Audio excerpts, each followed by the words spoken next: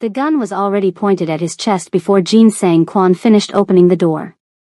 He'd paid $3 million cash for an abandoned safe house in the Cascade Mountains. No questions asked, no paper trail, completely off-grid. The seller guaranteed it had been empty for 5 years.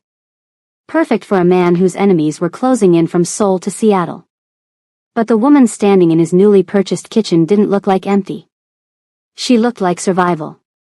Like fury wrapped in exhausted brown skin and surgical precision. Her finger rested on the trigger with the confidence of someone who'd already decided he was a threat. Behind her, 2 identical faces peered around the doorframe. Twin boys, no older than 6, with eyes too old for their years. "Wrong house," she said, voice cold as the mountain air. "Turn around. Forget you saw us."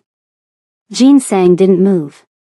He'd survived 12 years in the Korean underworld by reading people, and this woman wasn't bluffing. She was terrified. And terrified people were the most dangerous kind. If you love dark mafia romance with forbidden attraction and high-stakes drama, you're in the right place. Hit that subscribe button and turn on notifications because this story is about to get intense. Drop a comment telling me, would you trust a mafia boss or run? Now, let's get into what happened when 2 people with blood on their hands found something worth protecting. Jin Sang-kwon hadn't planned on dying in America. Korea had become too hot, the Jopak syndicate wars had turned Seoul's underground into a bloodbath, and when the Yakuza started whispering his name in alliance talks, Jin Sang knew it was time to disappear. Not retire. Men like him didn't get retirement parties. But disappear long enough for the chaos to settle, for memories to fade, for the next ambitious underboss to become everyone's favorite target. The Cascade Mountain property was supposed to be his ghost house.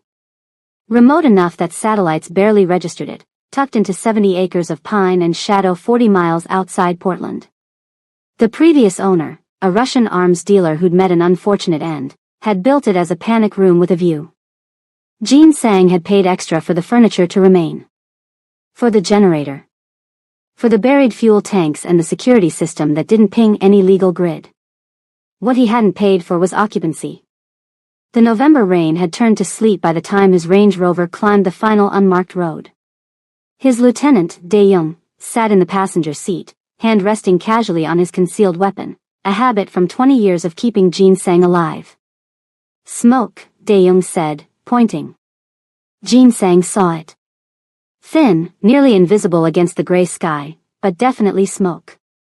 Coming from the house's chimney. His house. They parked 50 yards out. Approached on foot. Professional. Silent. That's when he saw the clothesline, small shirts and pants, child-sized, whipping in the wind. A vegetable garden, struggling but maintained, near the east side. Fresh footprints in the mud, too small to be an adult's. "Children," Dae-young muttered in Korean. The intelligence said empty. Intelligence was wrong. Jin Sang moved to the front door. Tested the handle. Unlocked. That alone told him whoever was inside either had nothing worth stealing or everything worth defending. He opened the door. The gun appeared instantly, Glock 19, modified grip, held in a 2-hand stance that spoke of training, not luck. The woman behind it was younger than he expected, maybe late 20s, with box braids pulled back from a face carved from bone-deep exhaustion and something harder. Something that looked like wrath, buried under survival. She wore layered clothing, all too big, probably grabbed from donation bins. Her eyes tracked both him and Dae-young with the hyper-awareness of prey that had learned to bite back. "Wrong house," she repeated. "Leave. Now." Jin Sang raised his empty hands slowly. "This is my house. I have the deed. I don't care if you have a signed letter from God. We were here first." "For how long?" Her jaw tightened. "Long enough." One of the twins, boys, he saw now, with their mother's dark eyes and matching buzz cuts, whispered something. The woman's grip shifted microscopically. Not lowering the weapon, but accounting for the distraction. Amateur tell. But the desperation behind it was pure professional. "My name is Jin Sang-kwon," he said carefully. "I bought this property legally. I don't know who you're hiding from, but I'm not here to hurt children. Legally. She laughed, bitter. Men like you don't do anything legally. Men like me? I know who you are. Her eyes flicked to the tattoo barely visible above his collar, the three-fingered crow of the Kwan family syndicate. I know what that mark means. So don't stand in my house and talk about legal. Then you know, Jin Sang said quietly, that if I wanted you dead, you'd be dead. The gun is for your comfort, not your safety. Dae-young tensed beside him, but Jin Sang raised a hand slightly. Wait. The woman stared at him for 10 long seconds. Then, slowly, she lowered the weapon, but didn't put it down. Zariah, she said. Not a surrender. An exchange of information. Zariah Williams. These are my sons, Malik and Marcus. And before you ask, no, I'm not leaving. Shoot me if you want, but my boys are staying. Why would I shoot you? Because that's what men with power do when women like me become inconvenient. There was a story there. Jin Sang could taste it, metallic and dark, like blood in water.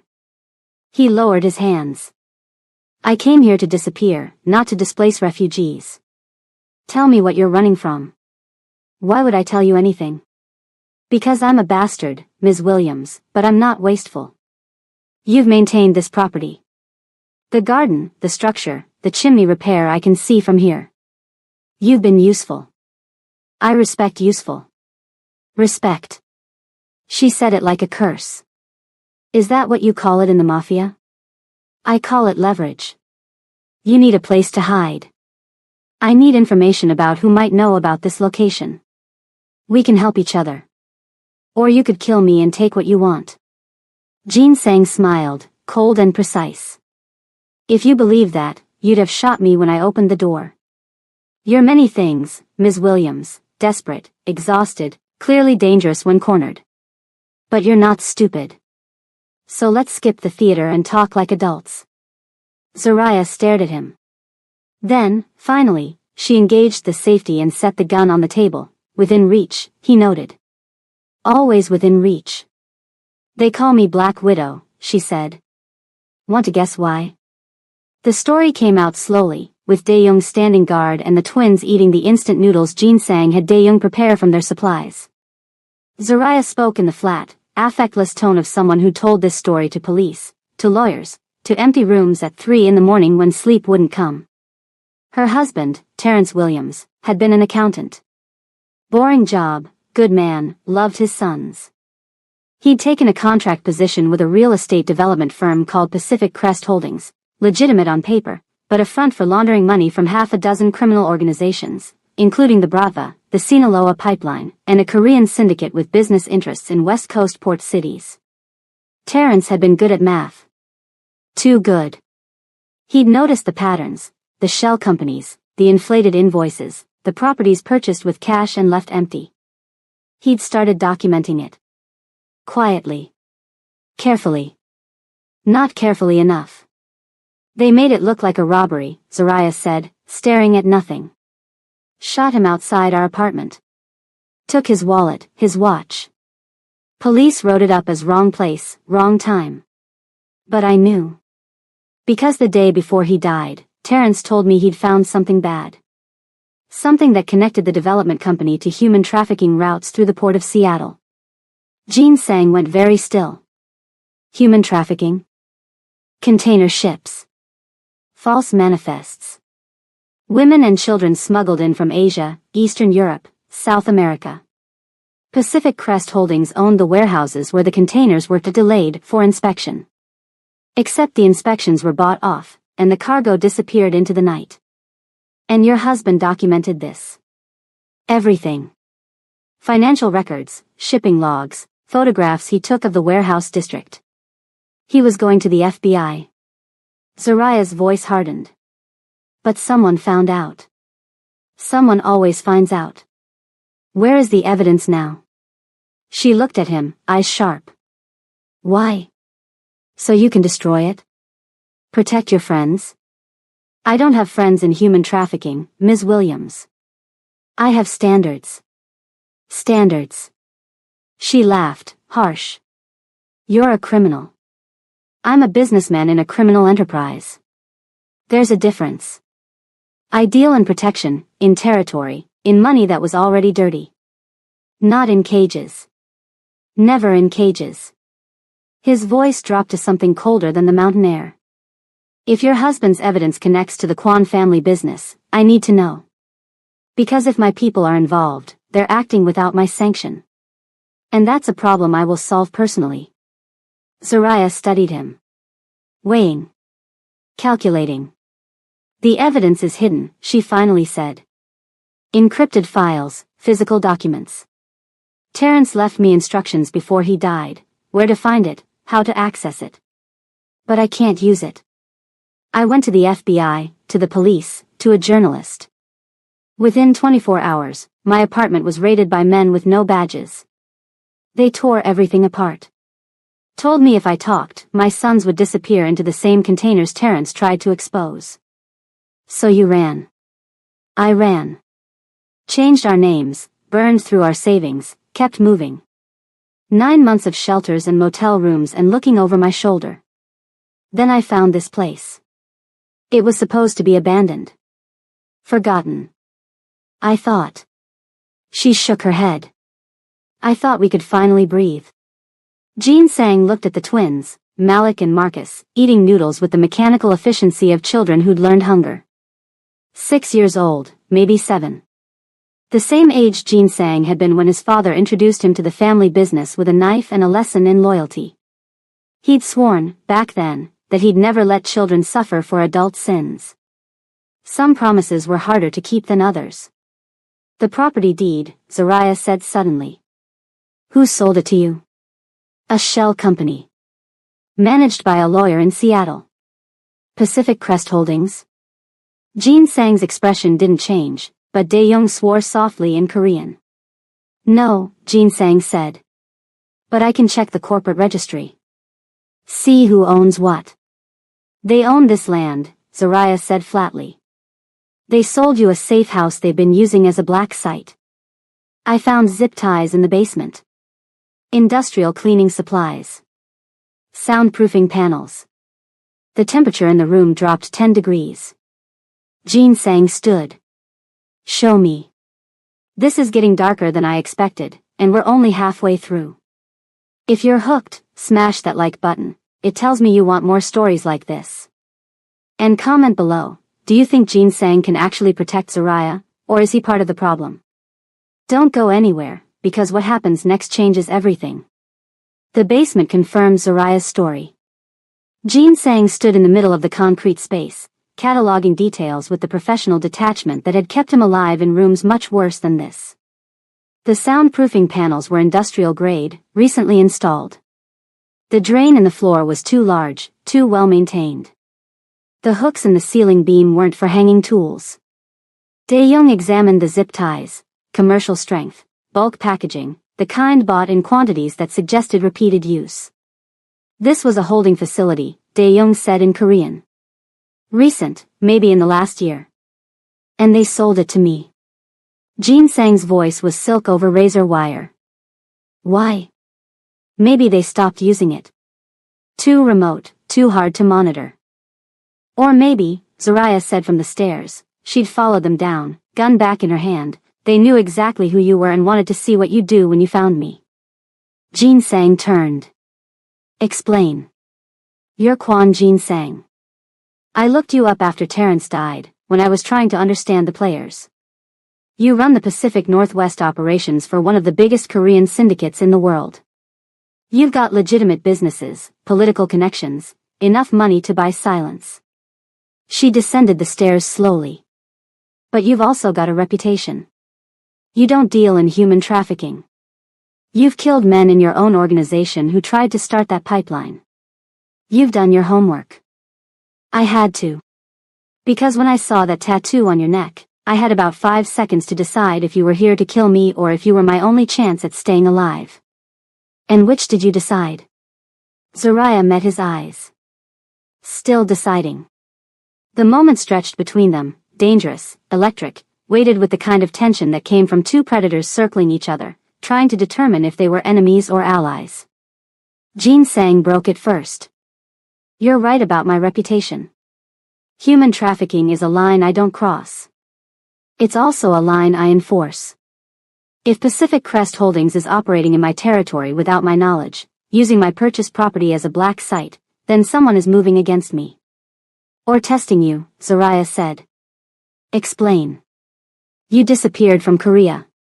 Suddenly, quietly. That suggests weakness to your enemies. What better way to test if you're still a threat than to see if you'll ignore a trafficking operation in your own backyard? If you do nothing, they know you're weak. If you act, they know where you are. Jin Sang smiled, sharp, dangerous, genuinely impressed. You think tactically, Ms. Williams. I think like someone who's been hunted for 9 months. You learn to see the patterns. Then you'll appreciate this pattern. I don't like being tested. And I don't forgive people who use children as bait. He pulled out his phone, typed a rapid message. Dae-young, I want full intelligence on Pacific Crest Holdings. Corporate structure, known associates, financial transactions for the last 18 months. Cross-reference with every organization that knows I'm in Portland. That will take time, Dae-young said. You have 6 hours. Dae-young nodded and disappeared upstairs. Zariah lowered her gun slightly. What are you going to do? What I do best, Ms. Williams. I'm going to find out who's playing games with my territory, and I'm going to remind them why that's a bad idea. He started toward the stairs, then paused. Your husband's evidence. I'll need it. No. No. That evidence is the only thing keeping me alive. The moment I hand it over, I'm disposable. You're disposable right now, Jin Sang said bluntly. You're a woman with no money, no protection, and 2 children. The only thing keeping you alive is luck and geography. I'm offering you something better. What? Alliance. You give me the evidence. I use it to destroy Pacific Crest Holdings and everyone connected to it. In exchange, I protect you and your sons. Legitimate protection. Safe house, new identities, enough money to start over somewhere they'll never find you. And if you're lying?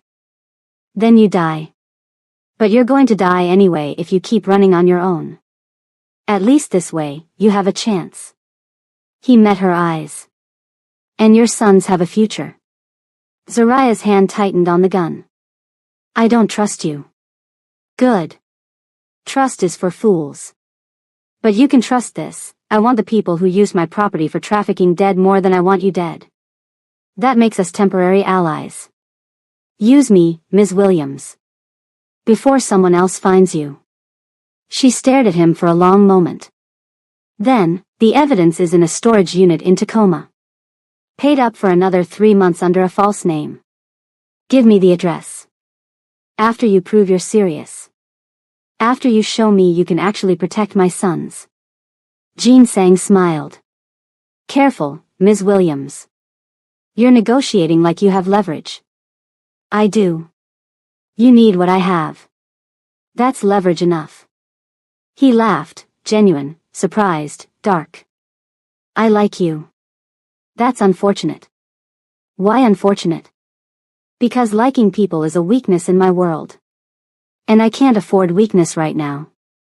He walked upstairs, leaving Zariah in the basement with the hooks and the drain and the evidence of atrocities. She stood there for a long time, hands steady on the gun, heart hammering against her ribs. Then she followed him up. Because he was right about one thing, she was going to die if she kept running alone. And she'd promised Terrence, as he bled out on the pavement, that she'd keep their sons safe. Even if it meant making a deal with the devil.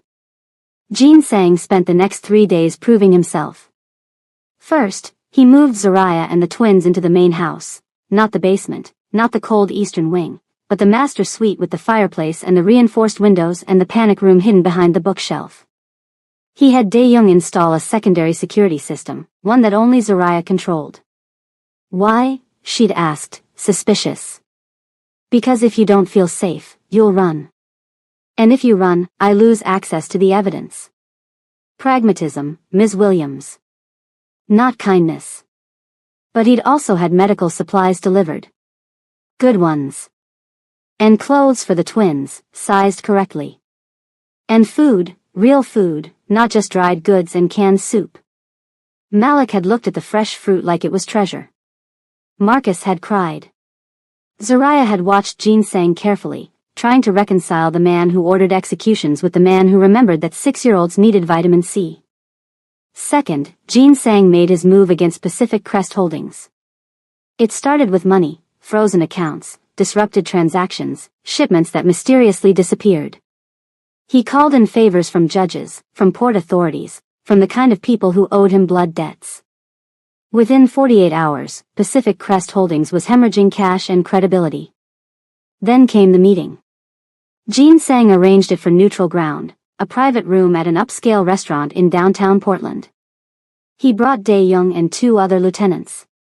Pacific Crest sent their CEO, Marcus Holloway, and their head of security, a former Spetsnaz operative named Viktor Petrov. Zariah watched via laptop from the mountain house, the video feed coming from a pin camera on Dae-Young's lapel. Mr. Kwon, Holloway said, smiling the oily smile of a man who thought money made him untouchable. To what do we owe the pleasure? You sold me property, Jean Sang said. Cascade Mountain, 70 acres.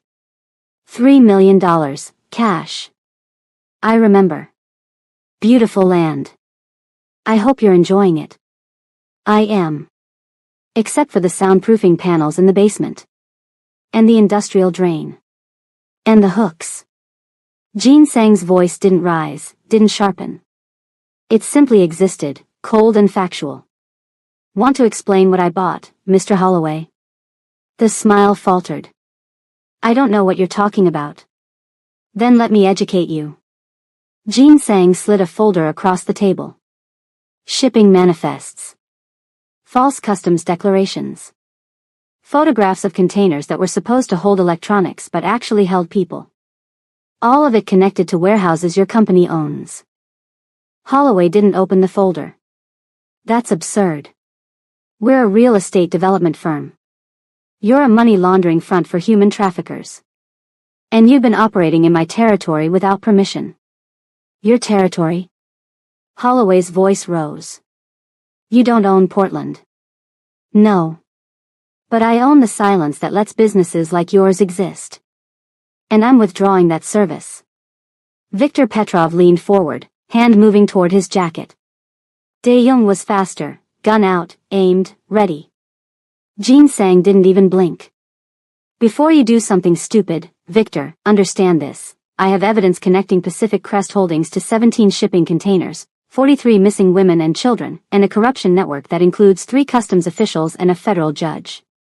That evidence is currently in a lawyer's possession with instructions to release it to the FBI, the Seattle Times, and CNN if anything happens to me. You're bluffing, Holloway said. Am I? Jean Sang smiled. Test me. Please. The silence stretched. Then Petrov slowly removed his hand from his jacket. Empty. Good choice, Jean Sang said. Now, here's what's going to happen. Pacific Crest Holdings is going to dissolve. Quietly. You'll liquidate assets, pay out investors, and disappear. If you do this cleanly, you get to live. If you resist, if you try to continue operations, if you even think about retaliating. You'll what? Holloway demanded. Kill us? You're one man. I'm one man with a syndicate, a reputation, and absolutely nothing to lose. Jean Sang stood. You have 72 hours. After that, the evidence goes public and I stop playing nice. He walked out. The video feed cut. Zariah sat in the mountain house, heart pounding, watching the empty screen. Jean Sang returned 4 hours later, stepping through the door like he'd been out for groceries instead of threatening traffickers. They'll try to kill you, Zariah said. Probably. You just made yourself a target. I've been a target since I was 12 years old, Ms. Williams. I'm used to it. Why? She stood, facing him. Why risk this? You could have just destroyed the evidence, killed me, pretended you never found anything. Why start a war? Jin Sang looked at her, really looked, for the first time since he'd found her with a gun pointed at his chest. Because, he said quietly, I've done terrible things in my life. I've hurt people. Killed people. Built an empire on blood and fear. But I've never put children in cages. And I won't let it happen in my city. So this is about your reputation. This is about the line between monster and man, Ms. Williams. I know which side I'm on. But I get to choose how far into the dark I go. And human trafficking is too far. Zariah stared at him. At the tattoos visible at his collar. At the scars on his knuckles. At the eyes that had seen too much death to fear it anymore. You're not what I expected, she said. Neither are you. What did you expect? A victim. Someone broken and desperate. He tilted his head slightly. But you're not broken. You're angry. And anger is so much more useful than fear. Is that why you're helping me? Because I'm useful? I'm helping you because your husband died trying to do the right thing, and his sons deserve better than to grow up in hiding. Jin Sang's voice dropped. And because when I look at them, I see myself at that age. And I remember what it felt like to be powerless. The moment hung between them, fragile, honest, dangerous. Then Malik appeared in the doorway, clutching a stuffed animal Dae-young had brought. Mom? Is the scary man staying? Zariah knelt, pulling her son close. Yeah, baby. He's staying. Is he gonna protect us? She looked up at Jin Sang. I think so. Good, Malik whispered. I'm tired of running. Jin Sang felt something crack in his chest, a fissure in the armor he'd built over 20 years of survival. He'd come to this mountain to hide from his enemies. Instead, he'd found something worth fighting for. The retaliation came on the fourth day. Zariah woke to the sound of glass shattering, not the windows, those were bulletproof, but the side mirror on Jin Sang's Range Rover. She grabbed her gun, instinct from 9 months of running, and found Jin Sang already at the window, phone to his ear, speaking rapid Korean. How many? He asked when he hung up. Dae-young appeared from the hallway, armed. 3 vehicles. 8 men. They parked 2 miles down the mountain road and hiked in. Pacific Crest. Petrov's men. Professional. Jin Sang's expression didn't change. Get the woman and children to the panic room. I'm not hiding, Zariah said. He turned, eyes sharp. This isn't negotiable. You're right. It's not. Because this is my fight. They killed my husband. They've been hunting me for 9 months. I'm not hiding while you handle my problems. You have children. Which is exactly why I'm fighting. You think I survived this long by hiding? I survived by learning to shoot back. Jin Sang studied her. Then, to Dae-young, take the twins to the panic room. Give Ms. Williams body armor and a rifle. Sir. Do it. 5 minutes later, Zariah was wearing a tactical vest and holding an AR-15 she handled with surprising competence. Jin Sang had positioned his 4 men at strategic points around the property. He took the eastern approach. Zariah took the western. Stay low, he told her. Don't be a hero. Same to you. He almost smiled. Ms. Williams, I stopped being a hero a long time ago. Then the gunfire started. It was professional, coordinated, suppressive fire designed to pin them down while a secondary team moved on the house. But Jin Sang had fought in syndicate wars where ammunition was cheaper than mercy. He moved through the trees like smoke, flanking 2 of Petrov's men and dropping them with double taps that were more execution than combat. Zariah, on the western approach, proved she wasn't bluffing about knowing how to shoot. When 3 men tried to breach through the garden, she lit them up with controlled bursts that forced them into cover, then radioed their positions to Dae-young. The fight lasted 8 minutes. When it was over, 4 men were dead, 3 were wounded and fleeing, and 1, Viktor Petrov himself, was on his knees in the mud with Jin Sang's gun pressed to his temple. You made a mistake, Jin Sang said softly. Fuck you, Petrov spat. Wrong answer. Jean Sang pulled the trigger. Zaraya watched from 20 feet away, rifle still raised, as Petrov's body collapsed into the mud. She waited for the horror, the revulsion, the moral crisis. It didn't come. Instead, she felt satisfied. Jean Sang turned, blood spatter on his collar, and met her eyes. Looking for judgment, maybe. Or disgust. He had it coming, Zaraya said. Yes. He did. Is this what your life is like? Fighting and killing and always looking over your shoulder? Every day. Sounds exhausting. It is. He walked toward her, gun lowered. Are you all right? I shot at people. I might have killed someone. She looked at her hands. They were steady. I should feel bad about that. But you don't. No. Does that make me a monster? It makes you a survivor, Ms. Williams. There's a difference. Zaraya laughed, sharp and bitter. Is there? Because right now, standing here with blood in the dirt and my son's hiding in a panic room, I'm not sure I know the difference anymore. Jean Sang reached out slowly, giving her time to pull away, and gently lowered her rifle. The difference is that monsters enjoy it. Survivors just do what's necessary. Which one are you? She met his eyes. Still deciding. Good. The day you stop deciding is the day you become like me. And what are you? Damned, he said simply. But trying to be less damned tomorrow than I was yesterday. Something shifted between them in that moment, a recognition, understanding that went beyond words. They were both people who'd seen too much, survived too much, compromised too much. Both trying to protect something precious in a world that wanted to take everything. Dae-young interrupted. Sir, we need to clean this up and move. Police will investigate the gunfire. We own the police in this county, Jean Sang said, but you're right. It's time to relocate. Where? Zaraya asked. Seattle. I have a safe house in Belltown, secure, defensible, close to resources we'll need. He looked at her. Unless you prefer to disappear on your own.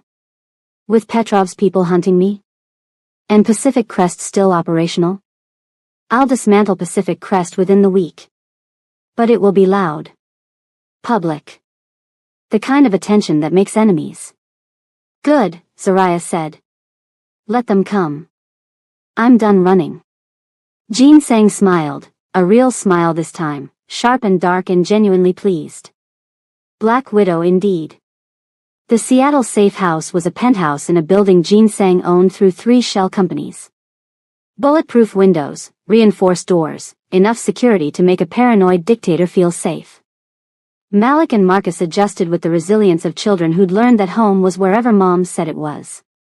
Jean Sang had enrolled them in a private school under false names, with enough money to smooth over any questions about background checks. Zaraya watched her sons play video games in the living room, an Xbox Jean Sang had bought without asking, along with a collection of age-appropriate games, and tried to reconcile her reality. A month ago, she'd been sleeping in an abandoned cabin, rationing canned food, and teaching her children how to run if strangers came. Now she was living in luxury with a Korean Mafia boss who'd killed 4 men to protect her and bought her sons a gaming console. You're thinking too hard, Jean Sang said from the doorway. She didn't jump. She'd gotten used to his silent movements. I'm thinking I don't understand you. What's to understand? You're a criminal. You've killed people. Built an empire on violence. But you also. She gestured at the twins. You bought them toys. Children should have toys. Why do you care? Jean Sang was quiet for a moment. Then, when I was 7, my father brought me to my first execution. A man who'd stolen from the family business. My father handed me a knife and told me to help. To learn loyalty. He stared at nothing. I still remember the sound. The smell. The way the man begged. Zaraya's throat tightened. That's awful. That's the life I was born into. No choice, no escape. Just blood and obedience. He looked at the twins. Your sons didn't choose this. They deserve better. So I make sure they have better, even if it's just for a little while. You're trying to atone. I'm trying to be slightly less of a monster. It's not the same thing. Zariah stood, crossing to him. They were close now, close enough that she could see the scars on his neck, the tattoos that told a story of violence and survival. Close enough to feel the heat of him, the coiled danger that never fully relaxed. I don't think you're a monster, she said quietly. Then you're not paying attention, Ms. Williams. Stop calling me that. My name is Zariah. Zariah. He said it like he was tasting it. It suits you. Strong. Sharp. And what should I call you? Mr. Kwon? Sir? Boss? Jean sang. Just Jean sang. Jean sang, she repeated. The intimacy of his given name felt dangerous. Thank you. For protecting my sons. I'm not doing it for thanks. Then why? He looked at her, really looked, with the intensity of a man who'd spent his life reading people for threats and tells and weaknesses. Because when I'm with you, I remember what it feels like to want to be better instead of just stronger. The air between them charged, electric and heavy. Zariah knew she should step back. Should remember that this man was dangerous, that he'd killed people in front of her, that getting close to him was a risk she couldn't afford. But she'd been running for 9 months. She was tired of fear. So instead of stepping back, she stepped forward, closing the distance, and kissed him. It was brief, testing, a question more than a statement. Jean Sang went very still. Then his hand came up, cupping her jaw with surprising gentleness, and he kissed her back, deeper, hungrier, with the intensity of a man who'd forgotten what softness felt like. When they broke apart, both breathing hard, Zariah whispered, "Tell me this is a bad idea." "This is a terrible idea," Jean Sang said. "Why?" "Because I'm in the middle of a war. Because people want me dead. Because anyone close to me becomes a target." His thumb brushed her cheekbone. "Because you deserve someone who can give you a normal life, and I can't even promise you tomorrow. I don't want normal. Normal got my husband killed and my sons hunted. I want someone who fights back. I'll ruin you, Zariah. Maybe I'm already ruined. You're not. Not yet. But stay with me, and you will be." She smiled, dark and certain. "Then ruin me," Jean sang. "Because I'm not going anywhere." He kissed her again, and this time it wasn't a question. It was a promise. Destroying Pacific Crest Holdings took Zariah's evidence, Jean Sang's resources, and a journalist willing to risk everything for the story. Her name was Sandra Chen, an investigative reporter for the Seattle Times who'd been tracking trafficking routes for 3 years. When Jean Sang approached her with Terrence's documentation, she didn't ask how he got it. She just started writing. The story broke on a Tuesday morning, Pacific Crest Holdings, how a real estate firm became a human trafficking pipeline. 47 pages of evidence. Shipping manifests. Financial records. Photographs of containers, warehouses, and the people who'd disappeared. Testimony from survivors, arranged by Jean Sang through his network, protected by his money and his threats. And at the center of it all, Marcus Holloway, CEO, and his network of corrupt officials, customs agents, and international partners. By Tuesday afternoon, the FBI had raided Pacific Crest's offices. By Wednesday, Holloway was arrested at SeaTac Airport trying to flee to the Cayman Islands. By Thursday, 3 federal judges and a dozen officials had resigned or been suspended. By Friday, Jean Sang's phone wouldn't stop ringing. "You've made powerful enemies," Dae-Young said, scrolling through threat assessments. "The Bratva is unhappy. The Sinaloa contacts are pulling out of Seattle. And the Yakuza." "The Yakuza what?" "They want a meeting." Jean Sang's expression darkened. "When?" "Tonight. Neutral ground. They're sending Takashi Yamamoto." Zariah, listening from the kitchen where she'd been making coffee, tensed. She'd learned enough about Ginseng's world to know that name.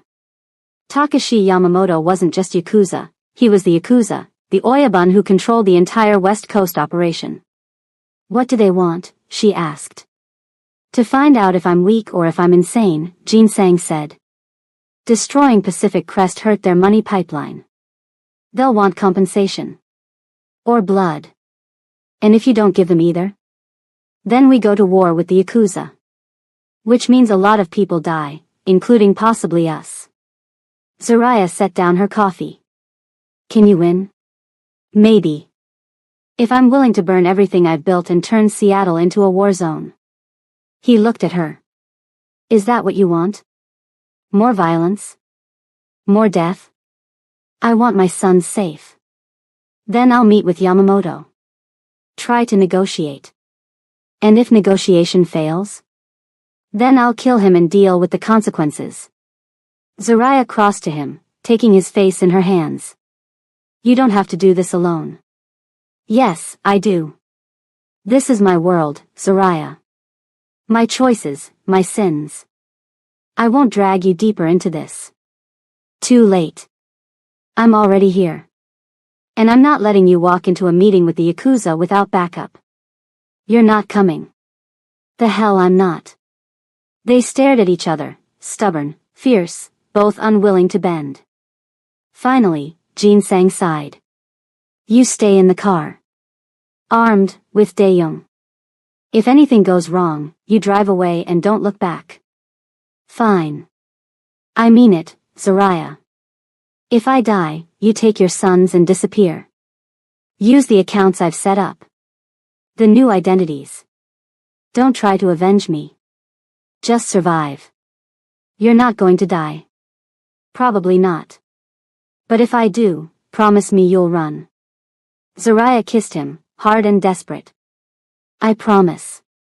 It was a lie. They both knew it. The meeting was set for a warehouse in the industrial district, neutral ground, no weapons, 3 people per side. Ginseng brought Dae-young and his most trusted lieutenant, a stone-faced enforcer named Min-jun. Yamamoto brought 2 men in expensive suits and cold eyes. Zaraya watched from the SUV parked a block away, night vision binoculars in hand, gun on her lap. He's good at this, Dae-young said quietly, watching the warehouse. Negotiation. De-escalation. He'll find a way. And if he doesn't? Then we get you out of Seattle before the shooting starts. Inside the warehouse, Ginseng faced Takashi Yamamoto across a folding table, 2 apex predators, measuring each other. Kwan-san, Yamamoto said in accented English. You've caused quite the disruption. I eliminated a trafficking ring operating without sanction in my territory, Ginseng replied in flawless Japanese. That's good business. It was our business. Pacific Crest moved product for us. Containers, routes, distribution. You've cost us $17 million in lost revenue. Then you should have asked permission before operating in Seattle. This is Kwan territory. Has been for 6 years. Territory you abandoned when you fled Korea. I didn't flee. I relocated. There's a difference. Yamamoto smiled, thin and dangerous. Is there? Because from where I sit, you look like a man hiding from his failures. And now you're making noise, drawing attention, disrupting business. That suggests weakness. Or desperation. It suggests standards, Yamamoto-san. I don't traffic in human beings. I made that clear when I took this territory. Anyone who violates that policy answers to me. Even if it means war with the Yakuza. Even then. The silence stretched. Then Yamamoto laughed, genuine, surprised. You're either very brave or very stupid, Kwan-san. I'm practical. Human trafficking brings federal attention. Task forces, investigations, the kind of scrutiny that hurts all of us. Pacific Crest was a liability. I removed it before it became everyone's problem. And made yourself rich and righteous in the process. I made myself clear. This is my city. These are my rules. If you want to do business in Seattle, you do it my way. Otherwise, Jin Sang shrugged. There are other ports. Yamamoto studied him. You've changed since Korea.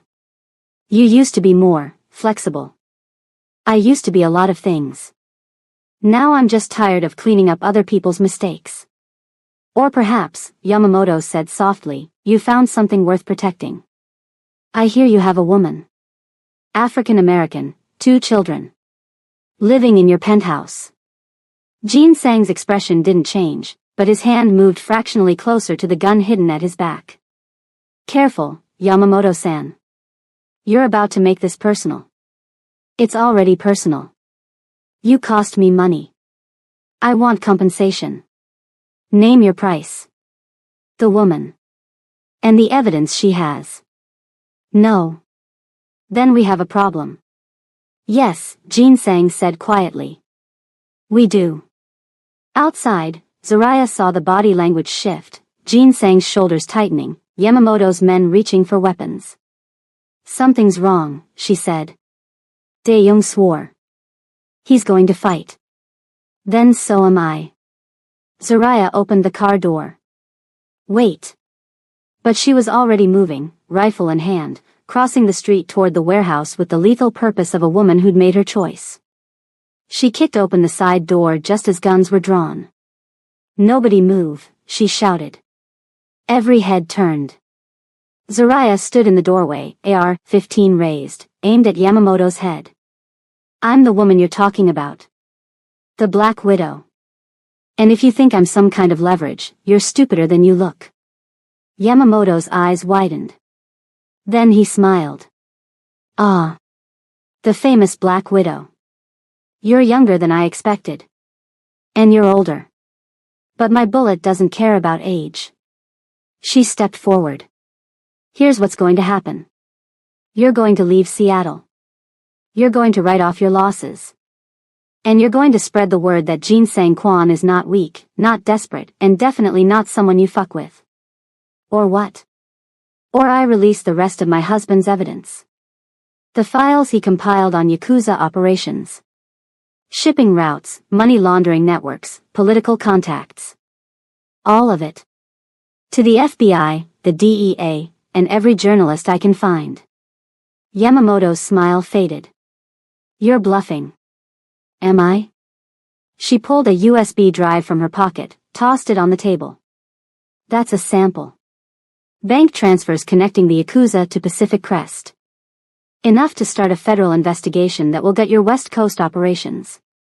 The rest is in a secure location, ready to be released if anything happens to me, Jin Sang, or my children. You have no idea what you're starting. I know exactly what I'm starting. The question is, do you want to finish it?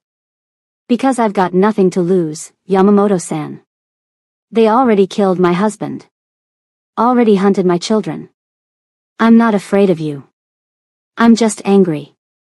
And angry people are very, very dangerous. The warehouse was silent. Then Yamamoto started laughing. Kwon-san, you didn't tell me your woman had teeth.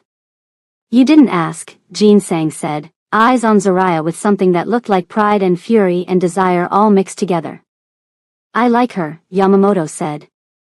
She reminds me of my third wife. Before she tried to poison me.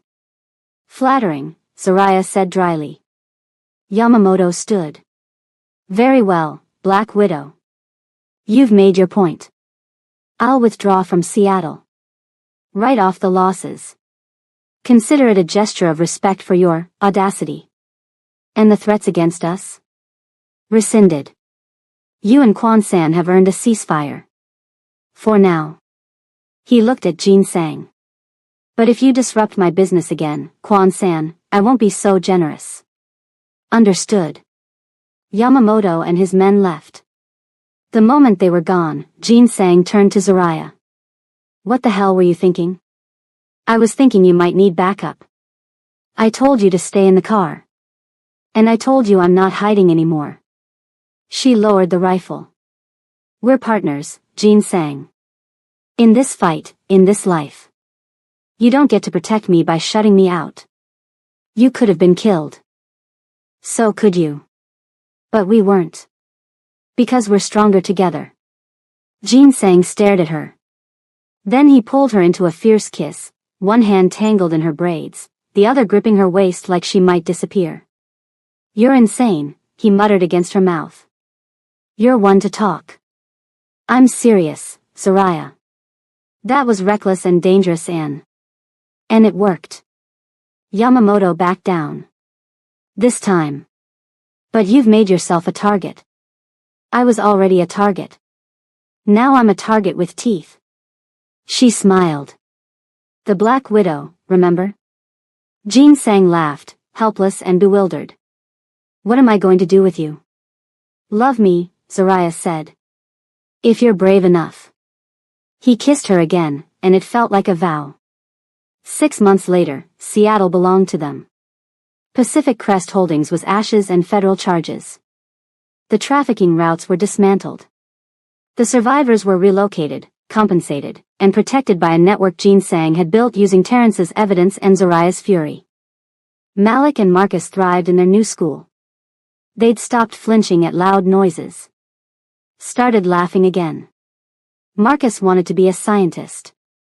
Malik wanted to be a chef. Both wanted Jin Sang to teach them Korean. He did, every Sunday morning, while Zoraya watched and remembered what hope felt like.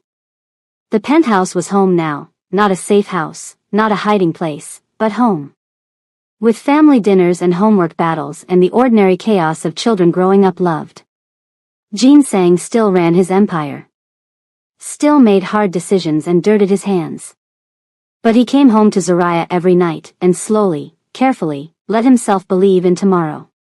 "Do you regret it?" Zoraya asked one night, lying in his arms, watching the city lights through bulletproof windows. "Giving up your solitude? Taking on my problems?" "Every day," Jin Sang said. "Liar." He smiled. "Maybe. But even if I did, I'd do it again." "You were worth the risk." "We were worth the risk," she corrected. "All of us." "Yes. You were." Zoraya kissed him, slow and deep and full of the future they were building together. "I love you, Jin Sang Kwon.